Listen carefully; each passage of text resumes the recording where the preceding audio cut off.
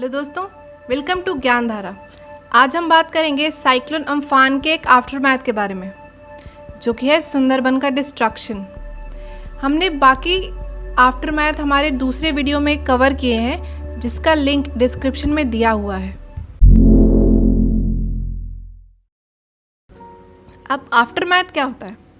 Aftermath वो होता है जब हम किसी घटना या दुर्घटना के होने के बाद उससे हुआ नफ़ा नुकसान पता लगाते हैं, उसको आफ्टरमैथ बोलते हैं। अब बात यह है कि how are Sundarbans after Amphan.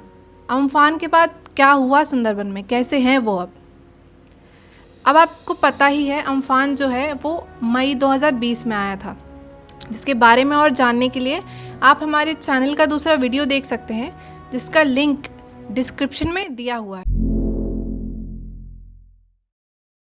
अभी न्यूज़ में क्यों है? Why in news?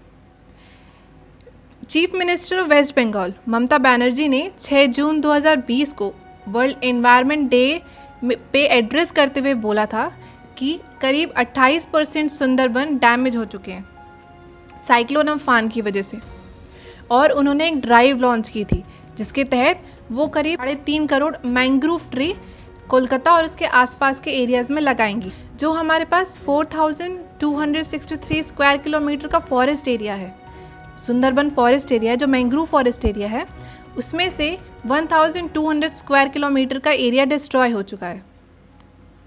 अब बात ये आती है कि हम सुंदरबन की बात क्यों कर रहे हैं। 28% जो है वो दिखने में बहुत छोटा नंबर लगता है, लेकिन इसका क्या इम्पोर्टेंस है? इतना डिस्ट्रक्शन से क्या इफ़ेक्ट पड़ेगा हम पे, हमारी सोसाइटी पे, हमारे एनवायरनमेंट पे? तो सबसे पहले ये बात आती है कि सुंदरबन है कहाँ पे। सुंदरबन जो है वो सुंदरबन डेल्टा पे, सुंदरबन फॉरेस्ट जो है वो सुंदरबन डेल्टा पे है।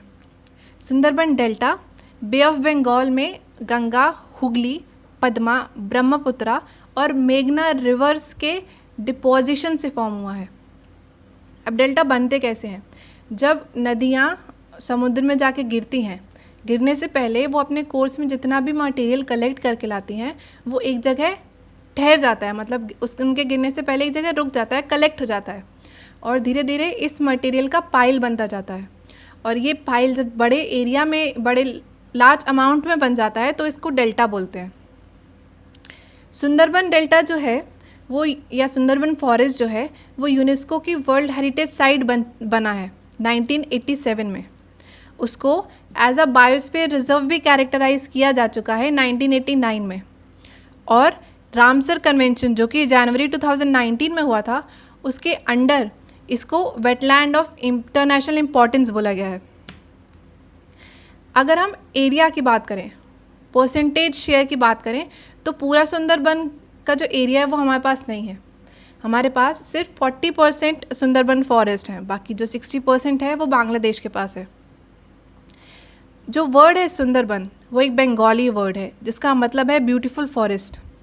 ऐसा बोलते हैं कि ये जो वर्ड है वो सुंदरी वर्ड से ड्राइव किया गया है।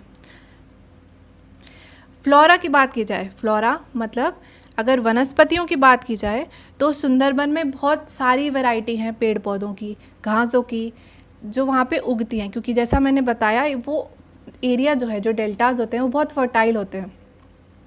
अगर हम मेन ट्रीज़ की बात करें, या जो ट्रीज़ अबेंडेंस में, मतलब बहुत मात्रा में मिलती हैं, वो हैं सुंदरी ट्री, गेवा, गोरन और क्योरा। अगर हम पाम्स की बात करें, तो गोलपाटा एक पाम है, पाम ट्री है, जो कि वहाँ पे ज़्यादा नंबर में मिलता है। वहाँ पे जो घास है वो भी काफ़ी लंबी लंबी होती हैं।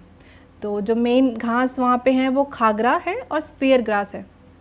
सुंदरबन को मॉइस्ट ट्रॉपिकल फॉरेस्ट की कैटेगरी में कंसीडर किया जाता है। मेन बात करेंगे वहाँ पे जानवर कितने रहते हैं, जीव कौन कौन से रहते हैं, पक्षी कौन कौन से रहते हैं। तो अगर स्तनधारियों की बात की जाए, तो जो फेमस स्तनधारी हैं सुंदरबन्स के, वो हैं Bengal tiger, jungle cat, fishing cat, leopard cat, chital नाम आपने सुना होगा, वाइल्ड बोर, जंगली सुअर जिसे बोलते हैं, रियसस मैकैक, गैंजेटिक डॉल्फिन्स, मतलब गंगा वाली जो डॉल्फिन है वो। इनमें से बंगाल टाइगर और जो गैंजेटिक डॉल्फिन्स हैं वो एंडेंजर्ड स्पीशीज़ है, मतलब उनकी जो नंबर है वो बहुत कम है।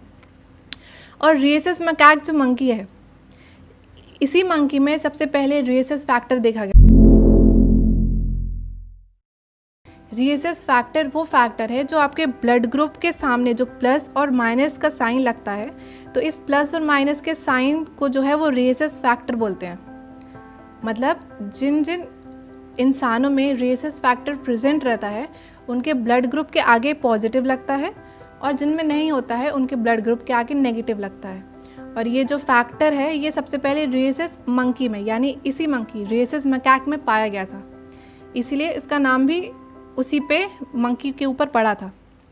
अगर पक्षियों की बात की जाए तो सुंदरबंस में 286 स्पीशीज़ हैं बर्ड्स की। और अगर एम्फीबियन रेप्टाइल्स की बात की जाए तो वहाँ पे Russell viper, salt water crocodile, monitor lizard, Python, electric ray और ऑलिव रिडली टर्टल जैसे जानवर भी मिलते हैं। अब इकोनॉमिक इम्पोर्टेंस क्या है? सुंदरबन जो है वो काफ़ी इम्पोर्टेंट रोल प्ले करता है हमारी और बांग्लादेश की इकोनॉमी में, क्योंकि वो फॉरेस्ट है, इतना बड़ा फॉरेस्ट है, तो वहाँ से हमें दोनों टाइप की चीज़ें मिलती हैं। एक वुड बेस्ड इंडस्ट्रीज़ के लिए रॉ मटेरियल मिलता है, दूसरा नॉन वुड फॉरेस्ट प्रोडक्ट्स मिलते हैं। अब वुड बेस्ड इंडस्ट्रीज़ की बात करें तो वहाँ से हमें टिम्बर मिलता है, फ्यूल वुड मिलता है, पल्प वुड मिलता है, एक्सेट्रा।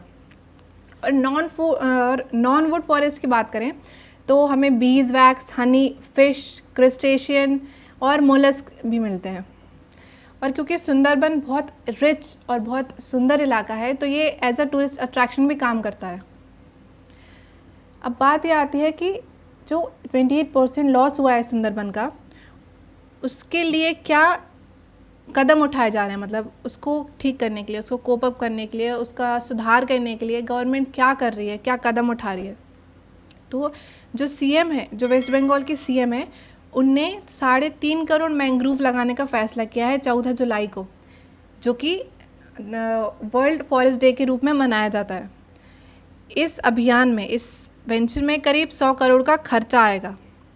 जो सिविक अथॉरिटीज़ हैं उनने अपने लेवल पर कुछ पेड़ लगाने स्टार्ट कर भी दिए हैं। अगर आपको हमारा ये वीडियो पसंद आया हो तो इसको लाइक करें, शेयर करें और हमारे चैनल को सब्सक्राइब करें। आप हमें इंस्टाग्राम और फेसबुक पे भी ढूंढ सकते हैं। Thank you.